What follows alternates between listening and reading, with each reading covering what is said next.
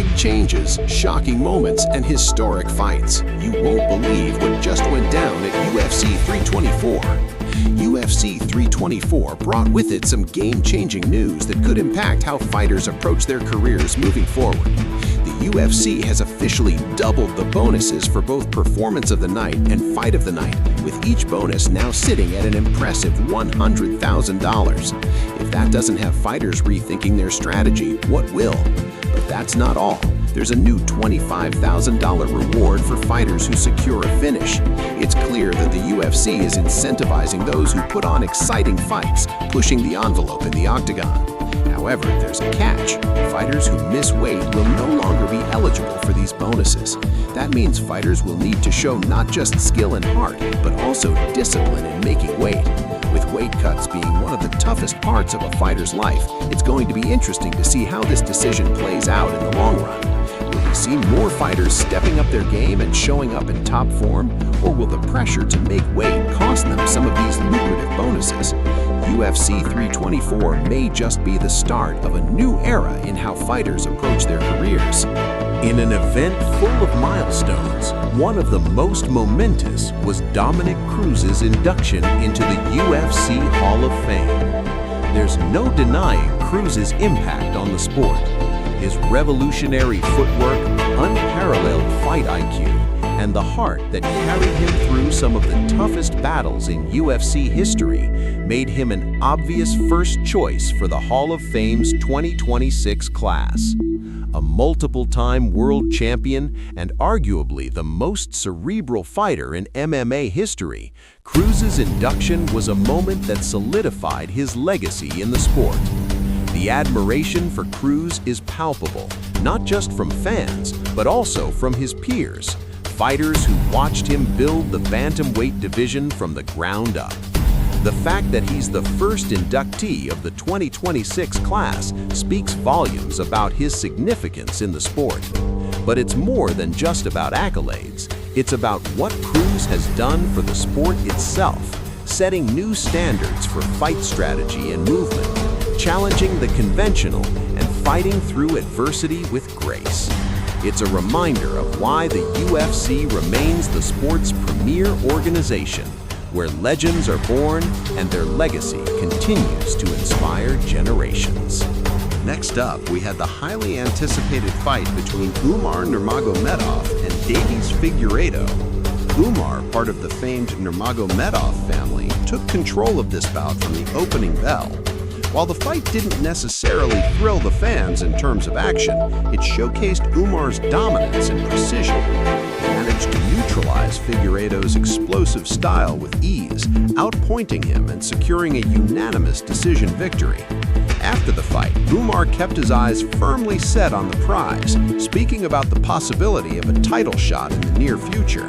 He confidently stated, "If they offer me the fight, I will take it." His calm, collected demeanor inside the cage is starting to translate into his career goals, and he's already thinking ahead to who he'll face next, perhaps even the champion himself. What stood out most was his ability to stay patient and disciplined in the cage, even when Figueiredo tried to run, making it a rather slow-paced fight for the fans. Still, it was a strategic masterclass. For those who want to see some fireworks, they might have to wait until Umar's next appearance. But make no mistake, he's hungry for that title shot. And if his performance tonight is any indication, he's on a trajectory to make a serious impact in the division. In one of the more unorthodox moments of the night, Gene Silva and Arnold Allen delivered a fight full of twists and turns. Silva's victory didn't come without controversy, especially after he pulled off one of the most bizarre yet memorable moves in recent UFC history. Silva, at one point, literally jumped off Allen's back like he was on a surfboard. This move wasn't just jaw-dropping for the crowd, it had commentators laughing and fans wondering what they had just witnessed. While Silva took home the unanimous decision win, there's no doubt that the fight's outcome sparked debate. Did Arnold Allen do enough to claim victory? On social media, the fighters themselves were quick to react, with Allen humbly acknowledging the great fight, but also expressing his hunger for a title shot, despite the loss. As for Silva, his reaction was just as gracious, thanking Allen for the tough challenge. But this fight wasn't just about the antics. The true remains. Will this victory truly propel Silva into the upper echelons of the featherweight division? Or will we be left asking whether Allen's work in the cage was enough to secure him a shot at the big time? One of the most talked about fights of UFC 324 involved Rose Namajunas taking on Natalie Silva. Many fans and analysts, including MMA legends like Chael Sonnen, felt that Rose was only one takedown away from securing the win. In a fight that could have gone either way, the decision ultimately leaned in Silva's favor, much to the surprise of many. This led to a flood of reactions, with some claiming Rose was robbed, and others feeling that Silva earned her victory, especially considering she took the fight on short notice. Silva's performance was impressive, but Rose's reaction post-fight told the story of a champion who wasn't satisfied with simply being competitive. She's chasing another belt. Her confidence, despite the loss, was palpable. The fight also opened up the conversation about Silva's future in the division. Could this be the beginning of a true contender on the rise? Fans and analysts alike are already discussing whether Silva should be given a title shot next. But with Rose still eyeing a return to the top, the division is beginning to heat up, and we may soon find ourselves talking about a rivalry that could define the future of the women's strawweight division. In the heavyweight division, Waldo Cortez Acosta continued his ascent with a dominant TKO victory over veteran Derek Lewis. Acosta's fight IQ and ability to seize opportunities in the octagon have become his trademarks, and he showed those skills in full force when he dispatched Lewis in the second round. What followed was a call-out aimed directly at Curtis Blades, a fighter many believe is just one step ahead of Acosta in the rankings.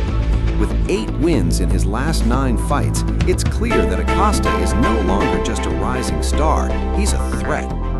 UFC fans have already begun buzzing about his potential, with many even suggesting that his fight IQ is years ahead of his experience. Fighters like Roy Nelson and Paulo Costa have also reacted positively, suggesting that Acosta could very well be the future of the heavyweight division. But what happens next? Is a fight with Blades truly the next logical step? Or will Acosta need to take on another contender before he gets his shot at the title? One thing is for sure, Waldo Cortez Acosta's star is shining brighter than ever.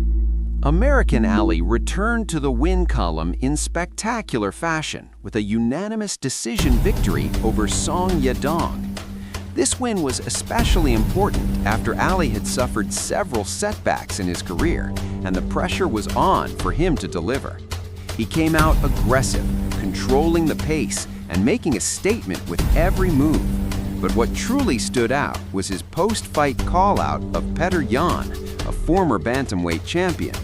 While Jan's response wasn't exactly enthusiastic, with a simple, "I don't choose my opponents," and a yawning emoji, Ali's confidence was palpable. He wants to test himself against the best, and calling out Yan was his way of announcing that he's ready for the big time.